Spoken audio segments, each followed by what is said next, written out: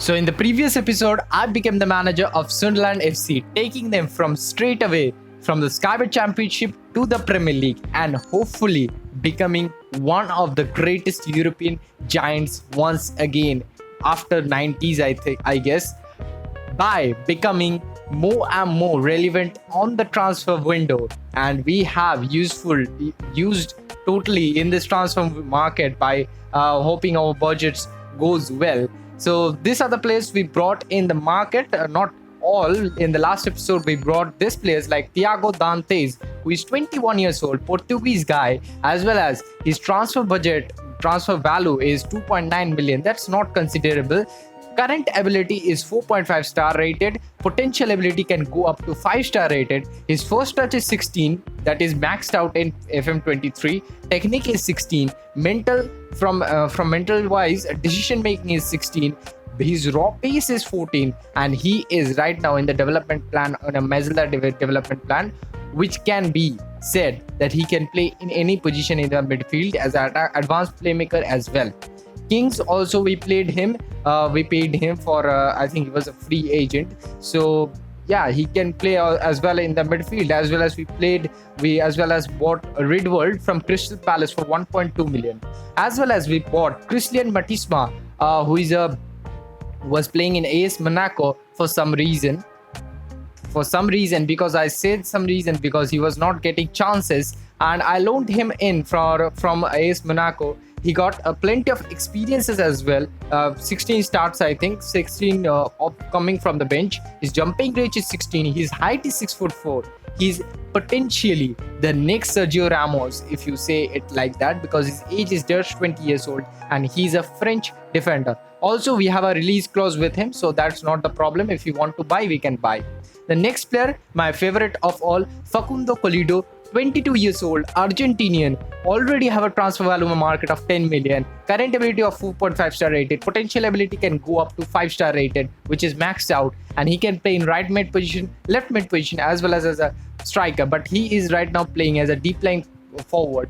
His technical abilities, mental strength, as well as physical strength says that he's a very, very technical sound player and can be a good backup option for Joe Gelhardt. And that's how we made the transfer window very, very suitable, as well as we signed Andre Luis Gustav Bragen for a squad depth position, as well as we signed 2 more players in the transfer deadline day. As you know that there is one more thing new in this game in FM22 as well, transfer deadline day. So we signed Livano Comencia, who can play as a right back as well as can play as a left back, and have a huge, immense potential ability to outscore Sirkin, outscore Richie as well, because he's 30 years old. We need to, just change him if he goes down in his overall, and presumably when players getting old can go down in their overall, as well as Miroto Uzuni can be a very good backup option for right mid as well as left mid position, can play in multiple position in midfield as well as in attack, has an aggression limit of 16, as well as his physical and mental stats says he's a very, very physical determined player. He has played in Granada, so his technical abilities is not in a style of question, and he has started 18 games where he scored 1 goal, and we can cash in on him because I have secured his service for free. So that's how we made our transfer market very, very popular, and now we will focus very firmly on the matches that we have right now, because if you want to be a title contention, if you want to get the promotion, we need to keep our standards high to get the promotion. As well as we have some pretty interesting game coming up, that is Middlesbrough versus Sunderland, which is, by the way, a weird tier derby, and this game can eventually meet our expectations for the title contention and eventually can become a more and more important game for the title contenders to become title contenders, and also a very, very important game for our morale as well as for the dynamics of the team to believe in the manager as well as to believe in the squad we have. So we need to win this game, and this is the lineup we are working with. Alex starts, Richie, Daniel Ballard, Amo, Sirkin, Diallo, Ridwald, Kings, Clark, Colido, and Stewart. By the way, Patterson and Gelhardt is not there because they are in the international break. Bath, Matisma, Neil, Ba, Andre Luis, Bergen, and Guch in the substitute bench. They have a very, very good bench as well as backup option. Chris Chuba Akpom, if you don't know, he's having a rock solid season in the Skybet Championship, as well as Rodrigo Muniz is playing in Fulham, so he's also having a pretty good season. And Michael Carrick, solid season for him in the real life, so a huge shout out to them. We are playing in a 4-4-2 formation. They are playing in a 4-2-3-1 formation. They are in 15th in the league, and we are in I think it is 8th in the league. So we need to win this match, and I think we can win this match if we want to play like what we are playing in this whole season. Position wise, taking the chances and making them count. Here's Amad Diallo, his Ridworld. Oh, okay, that shot was not good, so it has been blocked away. Is Clariar, is Clevo, is Amad Diallo, making the run by Colido. Colido looking for Kings. Oh my goodness, how could you miss that kind of chances? Like literally, you got one chance in the first half and you missed that. So one change, I think it was. I think Gucci is coming on for Richie, and he's playing in the left back position. I don't know why I have put it in the left back position, but that will be a very costly decision for him. For me, 50 minutes in, when we have 7 chances, Middlesbrough have 9 chances. Here's Alex, his Kings, his Ammo looking for Clark, his Jones looking for Akpom, his Fry, a Bruna. Oh, McGree, what a shot that was! But Alex was onto it, and Barsler, oh my goodness, that will be a very, very good free kick I have ever seen in FM21, FM22 or FM23 career modes. What a free kick from Barsler. What a free kick for him. Is Clark looking for Stewart. Someone in the middle. Gooch with the shot. Oh my goodness. How could you miss that? Like literally that was the last chance of the game. Is Stewart looking for the last chance. Is Ahmad. Oh my goodness. Oh my goodness. How could you miss that kind of chance? By the way, Stewart is the man of the match for me. Kings also not man of the match, but he played well. Also Kings played well. I put it Gooch in the live back. He played well as well. This game we need to win 100% no matter what. Sunderland versus Millwall. Alex, Richie, Daniel Ballard, Amo, Sirkin, Diallo, Ridwell, Kings, Clark, Gelhardt, Stewart starting. No any question of nothing, because now everybody is back in the team. Bath, Batisman, Neil, Dantes, Uzuni and Berghain and Colido in the bench, as well as they have no many players. Honeyman can play very well, as well as Shackleton can play well, as well as I think Tom Bradshaw can play well. I don't know why people hate Ridworld. He is having a pretty good season, if you say me, coming from the Premier League, adjusting in the Skybet Championship, playing with the lower league teams. I think he should give 10 out of 10 performances, but you have to get give a salute to him, because he's just occupying the spaces and making the runs and not doing the things I have saying going to do. But we are not creating the chance. We are not making the chances work for ourselves. The attackers has to blame, not the midfielders. So Ridworld is playing well in my opinion. Ballard, Richie looking for Gelhardt, and there is no one in the attack. Is once again Ahmad looking for Kings. Is Ammo, Ridworld, Sirkin. Oh, that was a good touch from Ridworld, but that was a very good touch also from the opposition keeper. Long is Ammo, Ridworld, Kings, Sirkin. Kings is everywhere in the pitch, like literally he's everywhere. Is Kings, is Clark. Why are you going in the midfield position? That is a shot, and that they have meshed it up. Wow, like look at the play they are playing. Look at the games they are playing. Hey, Sirkin. Come on. Stewart. Oh, that was a chance and a half. Is Richie. Is Sirkin. Amad Diallo. Wow. We are building the pressure, piling up the pressure on them. Here's the corner. Kings. I think Kings have to get rest in the next game or so, because he's playing alternatively everywhere. Is Kings looking for Amad Diallo, and that's a goal you need to see. Amad Diallo with the first goal in this episode, I guess. Kings with a sumptuous assist for him, and Wallace with the worst clearance I have seen in my life. Kings just rattled for Amad Diallo, and he was in the free space and top bins. What a player, what a star is Amad Diallo.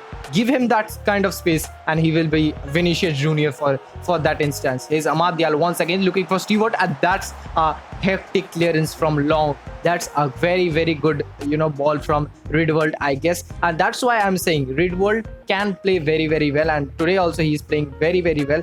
Also, I need to be very aware of, King's game, because he's playing everywhere in the pitch. And if he got these injuries, man, we will be humbled.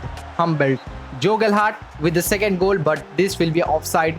This will be called offside. Kings once again with the line breaking passes, or the Hollywood pass, you can say. I think he's somewhat like someone like Gundogan, or you can say Bruno Fernandes, or you can say Paulinia from Fulham. He's somewhat like that kind of player. Technically very, very profounded, sound very, very well. Also, he will be the best player on the pitch. That's how you should be. Also, I have to give credit to Clark as well. He's playing very, very well. He's Shackleton. I've said him. You have to put the pressure on him, as well as Honeyman also. You have to put pressure on them. And Laria, with all the kind of chances he's making, the game ends in 1-0, 1-0 win. But we could have scored 2-0, 3-0, 4-0, whatever the scoreline should be. But that was not a very good, game for us, because we should be creating more and more chances and scoring more and more goals. That will be a very good thing for our GD, which will make things interesting from the end of the opposition, because they need to, match the GD so that they could win the league, or make the top 4 race vital. Not top 4 race, but something like vital. And Thomas Ince, what a player! Just inches gap, and he has squeezed that in. I don't know how he has squeezed that in, but he has squeezed that in. What a player he is. Isokin looking for something. Is Clark something in the middle, but there was no one to bounce that off. If you just surround players in the place of Clark, he will destroy you, and that's how the team are doing. Just surrounding everyone with Clark, surrounding everyone with Stewart, and anyone is not getting the chances. It's Amad Diallo with another shot, and it has been blocked. How many chances we need to score one goal? Like literally, how many chances we need? Here's Uzuni.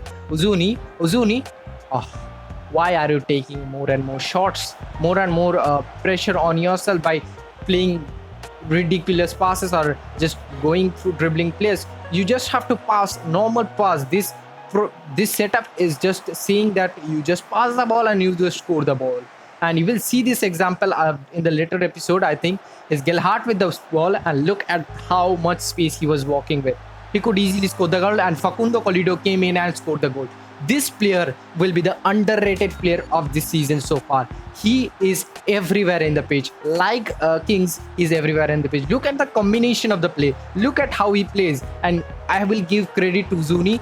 That's a simple pass. That's what I'm asking for. Just give a simple pass and you will be through on goal. This is the formation we played in the second half, and we ultimately won this, not won this game, just draw this game. But look at the chances we made. 13 chances and 5 shots on target.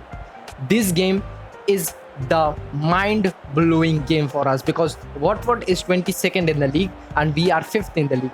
If we want to play like whatever we are playing right now, we will be dismantled by Watford and we will be losing by 5-0 or 7-0 like that. This is the team: Patterson, Gooch, Ballard, Amo, Alice, Diallo, Ridwald, Kings, Uzuni, Gelhardt, Stewart starting. I have not placed Clark because he was injured or something like that. He was not medically fit, so I have not placed him in the lineup. 4-2-3-1, again the same lineup Watford is going with us, and I think we were going for 4-4-2 formation, but with I think Ridwald in a more vital ball-winning midfield position. I changed his role. Let's see what happens in this game, but I'm very, very hopeful we can get a win in this game. Look at how tight the game, points are. 16 points, 5th on the league, and we will be good to go.